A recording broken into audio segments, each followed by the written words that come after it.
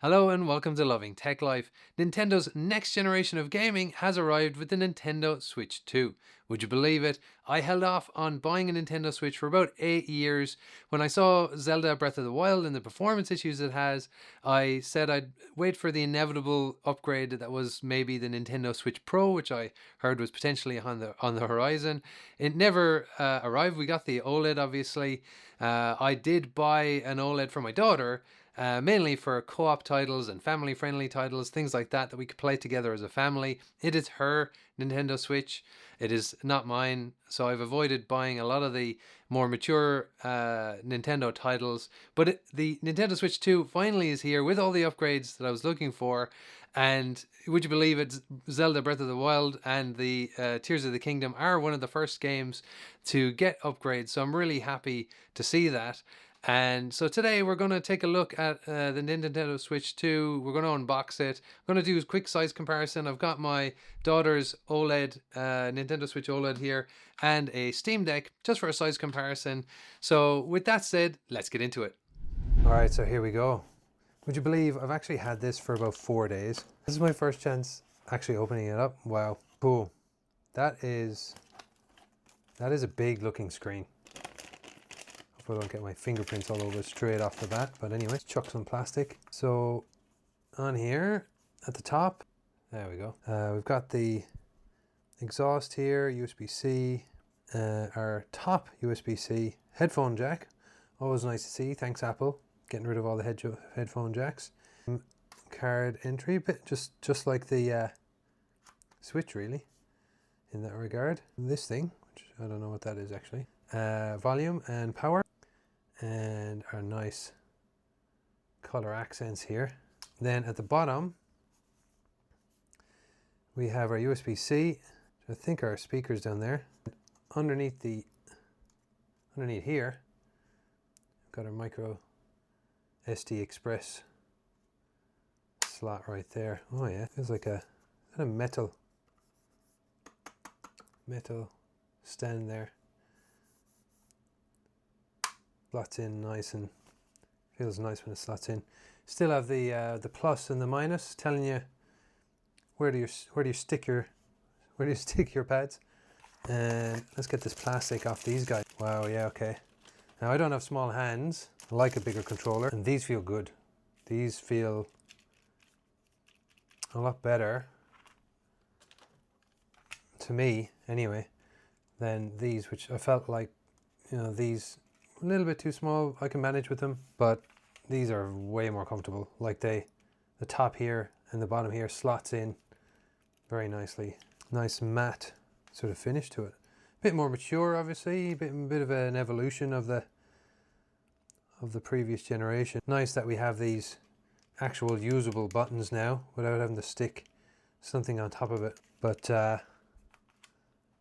think we gotta do it. All right, now I've seen people pull this apart. Oh, okay. Really hard to pull that apart. So you pull in that button, just releases it, just physically pushes it out. You just push it in like that, and it pushes it away just enough. That's how they figured it out. They would have done that in previous generations. That's what they originally wanted for the Switch, was a magnetic situation, but in some interviews, one of the devs was saying that they literally had the consoles or the pads dropping out of people's hands, so that wasn't going to be the way things are going to go. Let's see what else is in the box quickly. This section here, we've got our HDMI cable.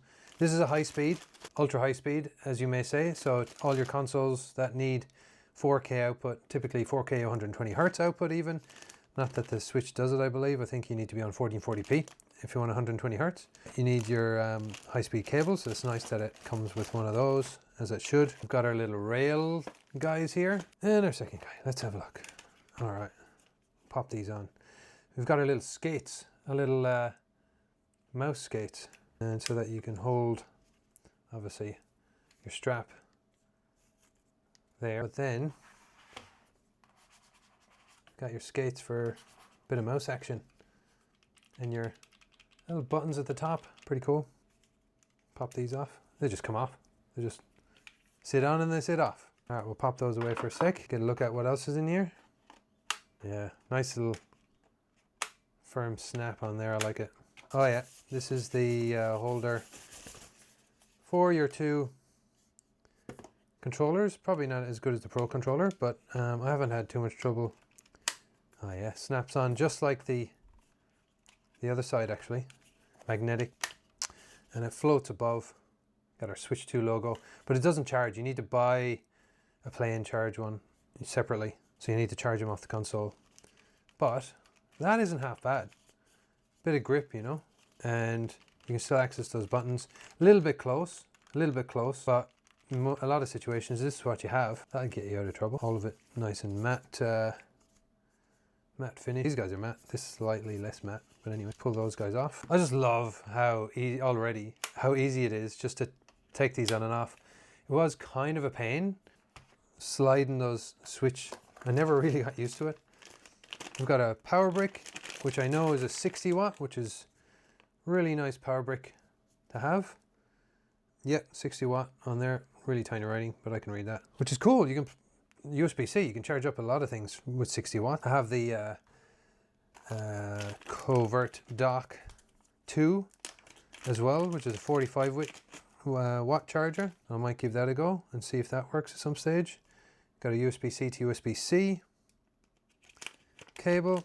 Can't have enough of them. These ones got Nintendo on them, which is, I'll know where those came from. Oh, and our, of course, all important dock.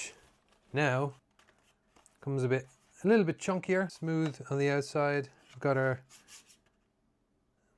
air holes at the bottom, Switch 2 at the front, and I'm quite liking the overall aesthetic here. Got, you know, the console does stick out a bit, but you've got your dark, you know, black looking stealth unit with a bit of color splash on there. And on the inside, it's a little bit grippy, a little bit rubbery. I think it's a little bit sort of padded rubber so that it doesn't scratch up the console, but you can see in there, there's the USB-C docking part on there. Right around the back, on the side, we have two USB-A ports, and you literally just lift this away like that, and we've got the rest of our I/O in there. Glad to see that they have a hard wired Ethernet port. Not waiting for the next iteration again for that one. HDMI out, and our AC, USB-C for our AC adapter in there as well. Oh, popping back on. There we go. Happy days. All right. Might take before I turn it on and do some size comparisons, might grab the other two items that I have here and check out those. All right. I decided to get the Pro controller. We never got the Pro controller for the Switch 1, but I do like a good controller. I've got my Xbox Elite controller. I have the Elite 1 actually, but it's a nice weighted controller. Another USB-C to USB-A to charge that guy up. And I've heard how smooth these sticks are actually. That's a nice size. That's the width that you're looking for. Nice little color, grey splash up the top here. Feels smooth actually. Doesn't feel grippy, but doesn't feel too slippy at the same time. It's like a matte sort of finish. Oh yeah, you barely know these are moving around. You don't feel the sides on these. Nice big buttons actually. Hopefully they're not too far apart. You can do some 2-button pressing, but everything just that bit bigger really and spaced apart. And of course we've got our two back buttons here, programmable back buttons, and USB-C at the front. Yeah, nice D-pad. Looking forward to using this one, and our all-important C button for the chat functionality. And I bought the version separately with Mario Kart World out of the box just because I want a physical version of it. And I didn't want to wait around downloading it either. When the moment I have to play this, I want to just stick it in and play. And people thought that because this is red on the inside, they wouldn't have any artwork on the inside, but it's cool. You do actually have artwork on the inside. So you still have the opportunity for reversible covers and, you know, alternatives to the covers that you have at the front here, but it's all red compared to the original ones, and the carts are red. There we go. There's a Switch 2 cart. Don't recommend putting these in your mouth. They have a special flavor, shall we say. So there we go. Let's have a look at a size comparison. This being the new Switch 2 with the 7.9 inch display, LCD display. And that is the Switch OLED with its 7-inch display, which is a bit bigger than the original Switch. But there you go. Bigger overall as a size comparison. Then I do have my Steam Deck OLED. It has a slightly smaller screen, 7.4 inches, but it is still bigger. Even though the screen is slightly smaller, there's more screen real estate actually on the Switch 2s. But funnily enough, look at this. I don't know who inspired who, but look at the way the limited edition Steam Deck is colored. It's got the color. They both have the color inside behind the joysticks. How funny is that? And well, obviously it's transparent and all the rest of it, but it looks a bit different to your normal Steam Deck. I think you'll find this guy a bit more portable actually than the Steam Deck. Look how thick the Steam Deck is. This, I can't believe with the technology that's built in here, how thin and manageable the size is, even though it's bigger. Look at it compared to the Steam Deck. I like the Steam Deck size. I like how it feels. So nice sort of grips at the back here.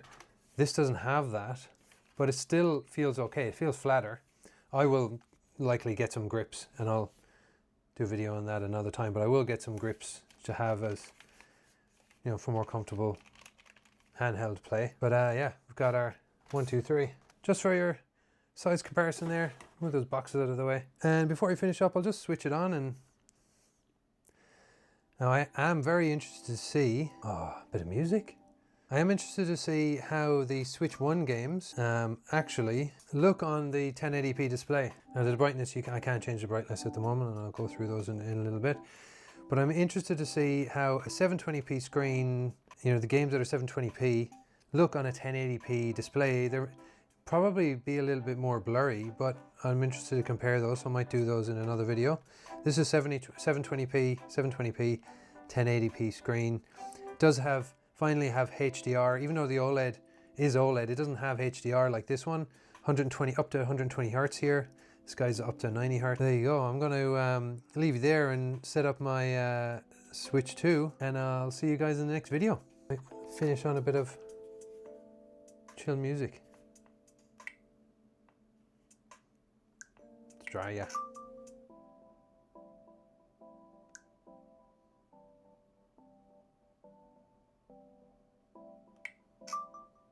Thank you for watching. If you found this video helpful, please go ahead and smash the like button below. I have more Switch 2 content on the way, so subscribe if you want to check that out, and I'll see you in the next video.